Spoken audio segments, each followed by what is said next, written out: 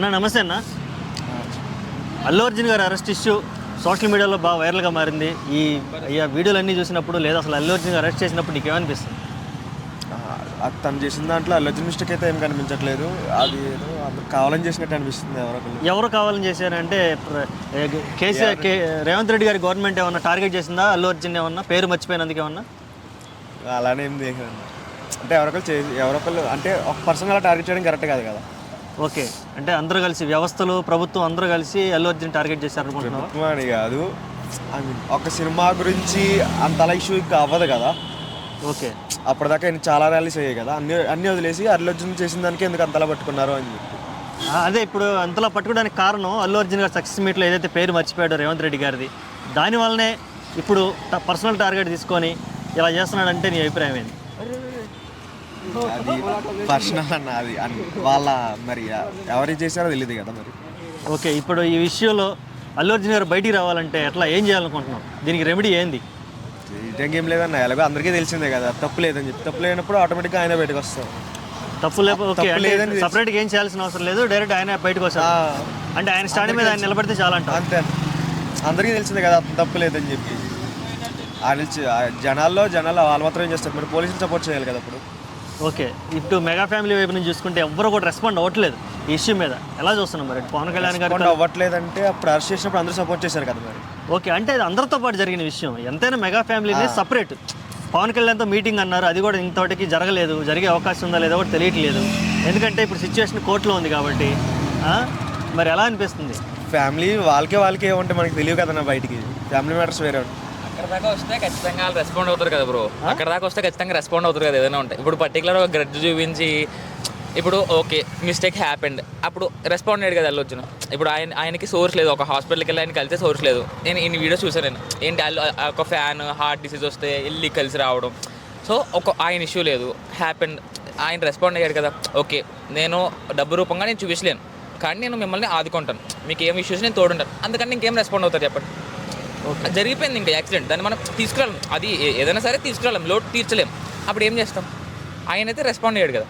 Okay, ఇచ్చిన 25 లక్షలు కూడా ఇంకా చేరలేదు. ఈ 25 లక్షలు సరిపోమంటున్నారు. వెళ్ళారు హాస్పిటల్లో, మన పిఎస్ వెళ్ళారు, మేనేజర్స్ వెళ్ళారు, కేర్ చేశారు. ఆయనే ఒప్పుకున్నాడు కదా న్యూస్లో. మొన్న వచ్చి నేను 50,000 పెట్టుకున్నాను, మిగతాదంతా అల్లు అర్జున్ వాళ్ళ తరపున వాళ్ళు వచ్చి మేనేజర్లే సర్జరీకి అంతా ఫీజు వాళ్ళే పే చేశారు ఒప్పుకున్నాడు కదా. ఆయనే ఒప్పుకున్నాడు. ఎవరు చనిపోయిన వాళ్ళ ఫాదర్ ఒప్పుకున్నారు ఆయన.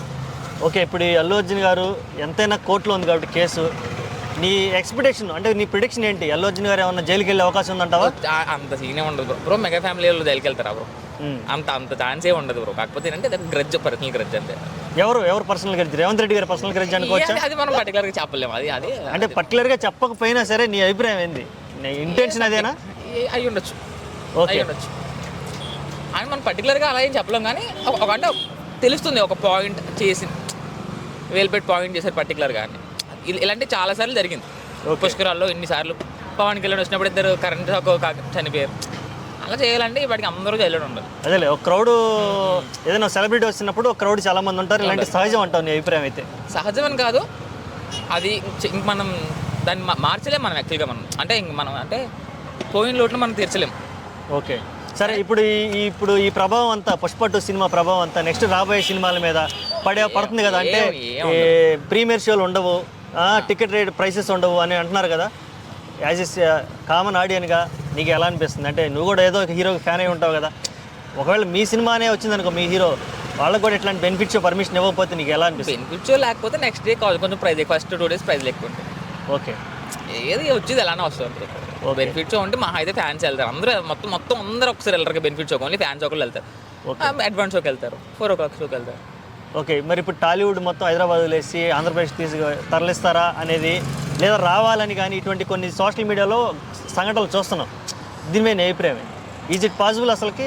ఇప్పుడైతే అది ఏం పాసిబుల్ ఇంకా, ఎందుకంటే ఆ ఏపీ అంత డెవలప్డ్గా ఇప్పుడు ఏం లేదు కాబట్టి అది ఇంపాసిబుల్. ప్రస్తుతానికి అయితే ఇంపాసిబుల్. ఈ కామన్ మ్యాన్స్ ఎవరైతే ఉన్నారో వాస్తవాలు తెలియకుండా ట్రోల్ చేస్తూ ఉంటారు. వీళ్ళని ఏం చెప్తారు అసలు? ఈ ట్రోలర్స్ గురించి ఏం చెప్తారు? అంటే వాళ్ళే ట్రోల్ చేస్తారు, అవసరం వస్తే వాళ్ళే నిలబెడతారు. ఓకే, అది మనం చెప్పలేం యాక్చువల్గా. ఒక అల్లు అర్జున్ వాళ్ళే ట్రోల్ చేస్తారు, ఆయన వెనకాల వాళ్ళే నిలబడతారు. ఇట్ డిపెండ్స్ అనమాట. ఓకే, పుష్ప 2 చూసావా? ఎలా అనిపించింది పుష్ప 2? బాగుంది సినిమా. బాగుంది. అంటే ఏ ఎపిసోడ్ వచ్చింది? క్లైమాక్స్ ఎపిసోడ్ వచ్చిందా, జాతర ఎపిసోడ్ Only వచ్చిందా? జాతర episode, climax episode. Okay only ఆయన యాక్టింగ్ అయితే ఇంకా అందులో next level. Okay, thank you so much. Thank you.